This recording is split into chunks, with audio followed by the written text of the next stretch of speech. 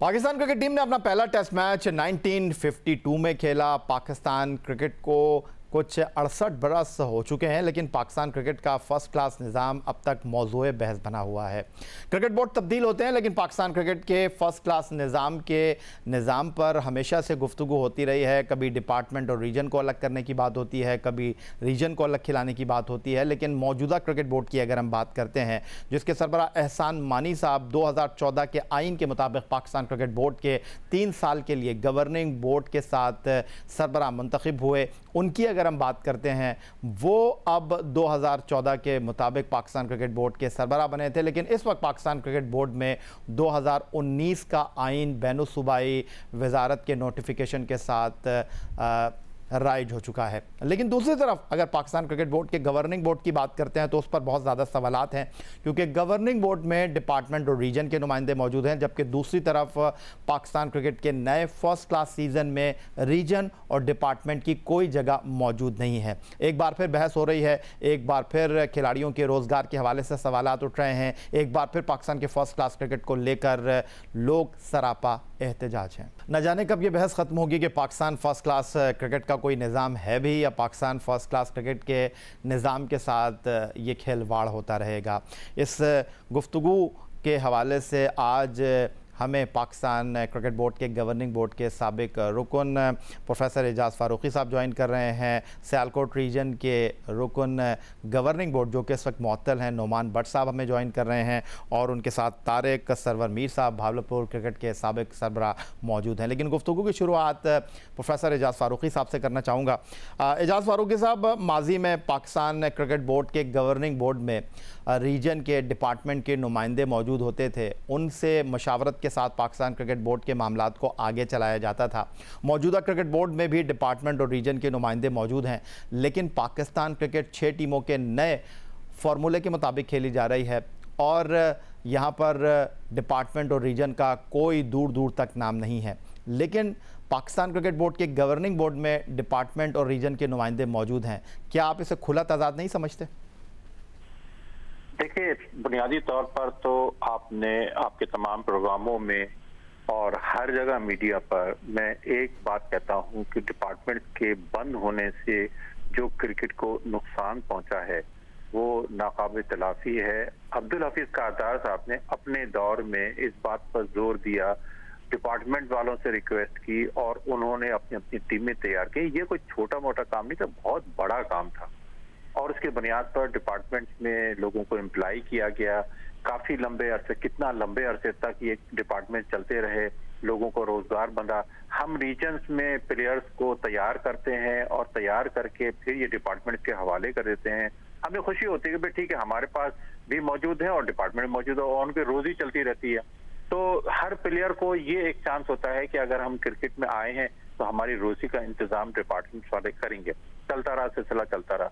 अब जब डिपार्टमेंट्स बंद हुए हैं तो मैं समझता हूं कि जितना नुकसान प्लेयर को हुआ है, और बहुत सी खबरें ऐसी आई हैं, आपने भी देखा, आपने भी उसको हाईलाइट किया कि लोग जो हैं, कोई बाइकें चला रहा है, कोई ट्रक चला रहा है। असल में ये बेचारे पढ़े लिखे नहीं होते, उनका सारा फोकस क्रिकेट होता है। अब जब वो डिटैच हुए, डिपार्टमेंट वालों ने हटा दिया उनको, तो इनके पास कोई और चारा नहीं था, तालीम नहीं थी, तो कोई भी दूसरा डिपार्टमेंट वाला इस बुनियाद पर नहीं रख सकता कि भाई आप चूंकि फर्स्ट क्लास प्लेयर हैं, आप चूंकि टेस्ट क्रिकेटर हैं और पाकिस्तान की नुमाइंदगी की है तो हम आपको रख लें। उनको तो अपना बिजनेस चलाना होता है।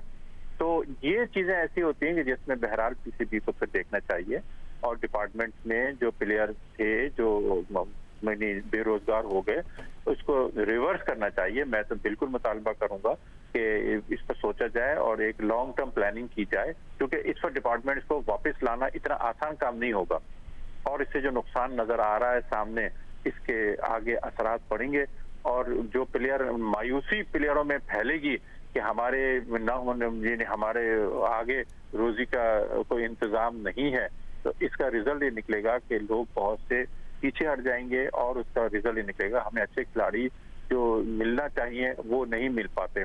डिपार्टमेंट्स का जब रेंज बहुत बड़ी होती थी, उसकी वजह से तमाम वो खिलाड़ी जो नहीं पाकिस्तान को रिप्रेजेंट कर सकते थे, नहीं फर्स्ट क्लास बन सकते थे, मगर उनकी एक उम्मीद होती थी कि चलो भी डिपार्टमेंट की टीमों को, उनकी टीमों में 20-20 प्लेयर रखना होते थे, तो वो काफी ऐसे प्लेयर होते थे जो कि फर्स्ट क्लास भी नहीं होते थे।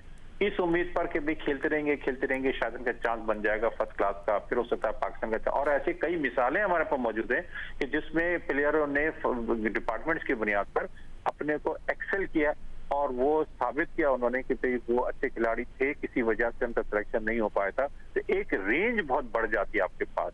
ठीक है, पीएसएल है, मगर पीएसएल T20 है, उसके जो भी प्लेयर्स होते हैं उनमें और डिपार्टमेंट का उसकी बराबरी नहीं की जा सकती।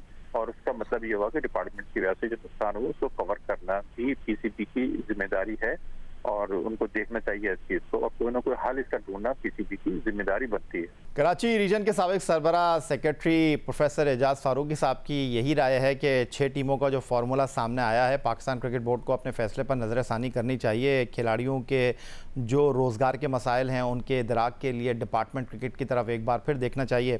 लेकिन मैं नोमान भट्ट साहब जो कि सियालकोट रीजन के सरबराह हैं और गवर्निंग बोर्ड में 3 साल का टेन्योर जो है उनका हवा में उड़ गया है, क्योंकि गुज़िश्ता साल उनका मामला जो है वो कोयटा की मीटिंग के दौरान कुछ चेयरमैन के साथ लड़ाई की शक्ल अख्तियार कर गया था और फिर उनको मुअत्तल कर दिया गया।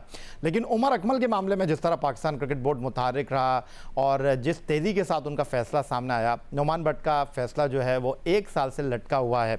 नोमान भट्ट साहब, 1 साल हो गया आपको, गवर्निंग बोर्ड में 3 इजलास हो गए, आप उसमें नुमाइंदे की हैसियत से शामिल नहीं हो सके। मैं आपसे ये जानना चाहता हूँ कि पाकिस्तान क्रिकेट बोर्ड में जो मुंतखब नुमाइंदे हैं, जो अपने रीजन से मुंतखब होकर आते हैं, उनके बगैर क्रिकेट बोर्ड किस तरह चल सकता है? शुक्रिया। यह सैनी साहब, पहली बात तो ये है कि जो कोयटा ने पिछले साल मेरा कोई सान मानी से कोई जाती झगड़ा तो है नहीं, जो उन्होंने एजेंडा दिया था, और जब मैंने वो एजेंडा पढ़ा तो मैंने वहाँ कोयटा के इजलास में कहा कि ये क्रिकेट की तबाही का एजेंडा है, ये पाकिस्तान के क्रिकेटर्स के गले में छुरी फेरने में शामिल नहीं हो सकता, और ये उनके डेथ वारंट में हम किसी कीमत पे साइन नहीं करेंगे। तो उसी वजह से हमने उसको मेजॉरिटी की बना पे उसको मुस्तरद कर दिया।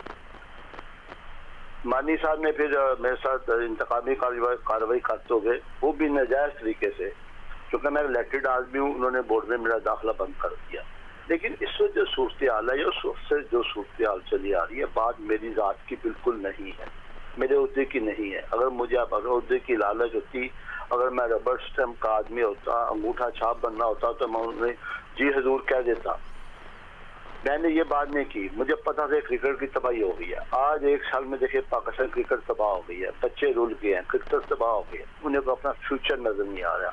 पूरी दुनिया की क्रिकेट देखे बंद पड़ी है, यहाँ ये हमारी पाकिस्तान क्रिकेट बोर्ड वाले उस पैसे से गुल छड़े उड़ा दे। देखिए ये कहाँ का इंसाफ है, जबकि हमारे प्राइम मिनिस्टर भी कहते हैं कि हमने बचत मुहिम करनी है, सब कुछ करना है। एक तरफ तो आप ऑस्ट्रेलियन सिस्टम लेके आ रहे हैं, और दूसरी तरफ ऑस्ट्रेलिया वाले खुद उन्होंने अपने कोचेज को पार्ट टाइम कोच बना दिया है। हमारे कोचेज 32 लाख और जो है वकार यूनुस वो डॉलरों में, हजारों डॉलरों में वो तनख्वाहें ले रहे हैं, करोड़ों रुपए ये महीने के हो रहे हैं, और 1 साल के तकरीबन 4 अरब के करीब पाकिस्तान क्रिकेट बोर्ड के अखराजात है, जो कम नहीं हो रहे, बल्कि हाई परफॉर्मेंस सेंटर के नाम पे ये जो अब करने जा रहा है वसीम खान, ये और तो भाई 50-60 लाख का उसमें शामिल वो करने जा रहे हैं। दूसरे एंड पे आप मुल्क की तमाम ग्राउंड तबाह हो गई है, कोई मुल्क में क्रिकेट नहीं है। पाकिस्तान जो क्रिकेट बोर्ड है उसकी बुनियाद के 4 पिलर्स है। एक पिलर है उसका क्लब क्रिकेट, दूसरा पिलर है उसका डिस्ट्रिक्ट क्रिकेट एसोसिएशन, तीसरा पिलर उसका रीजनल क्रिकेट एसोसिएशन, और चौथा पिलर उसका डिपार्टमेंट। जब आप किसी के घर के 4 पिलर नीचे से निकाल लेंगे तो वो धड़ाम से नीचे आएगा। तो ये मुझे बचते हुए नजर नहीं आ रहे। अभी मैं सलीम खालिद साहब का भी इंटरव्यू सुन रहा था कि जो लाइव स्ट्रीमिंग का इतना बड़ा जो जुए का स्कैंडल है, वो ऐसे ये बने हुए हैं, कैसे मासूम बन के दिखा रहे हैं जैसे इन्हें पता नहीं है, असल में इस चीज के अहल नहीं है। ये मैंने माजरत के साथ मैं फिक्रा नहीं बोलना चाहता, ये चेयरमैन एहसान मानी नहीं है कि आप इतने बड़े कर रहे हैं कि अक्सर हम देखते हैं राह चलते कि गाड़ी के ऊपर गधा गाड़ी के ऊपर लिखा होता है F-16, ये एहसान मानी वो F-16 है, इसके पास वो काबिलियत नहीं है। इस काबिल नहीं है। इनके बड़े लंबे चौड़े इनके ऐसे खाते खुलेंगे। नोमान भट्ट साहब, ये जो आप बात कर रहे हैं, मैं आपसे यही कहूँगा कि जब गुफ्तगू करें तो तहजीब और तमद्दुन का जो दामन है वो ना हाथ से छोड़ें। बहरहाल आपके अपने शिकवे शिकायतें अपनी जगह मौजूद हैं, लेकिन जब हम डिपार्टमेंट क्रिकेट की बात करते हैं, रीजन क्रिकेट की हम बात करते हैं, तो मीर सुलेमान तालपुर हैं, हैदराबाद रीजन से 2 मरतबा सदर की हैसियत से मुंतखब हुए हैं। वो भी इस हवाले से शिकवे शिकायतें करते हुए दिखाई दे रहे हैं और उन्होंने भी जनाब अपना एक पैगाम दिया है। वो क्या कह रहे हैं वो भी आपके साथ शेयर कर लेते हैं। मैं सबसे पहले आप सब भाइयों को सलाम अर्ज़ करता हूं और उसके साथ ही मैं अपना छोटा सा तारुफ करवा दूं। मेरा नाम मीर सुलेमान तालपुर है। मैं हैदराबाद रीजन का 2 बार बिला मुकाबला मुंतखब हुआ हूं सदर, और मैं सब जिन लोगों ने हमारे ऊपर उस वक्त एतमाद किया था मैं उनका शुक्रगुजार हूं, और जो इस तहरीक में आप हम सब भाइयों का जो आप लोगों ने हमारे ऊपर एतमाद किया है मैं उसके लिए भी आप सब लोगों का शुक्रगुजार हूँ।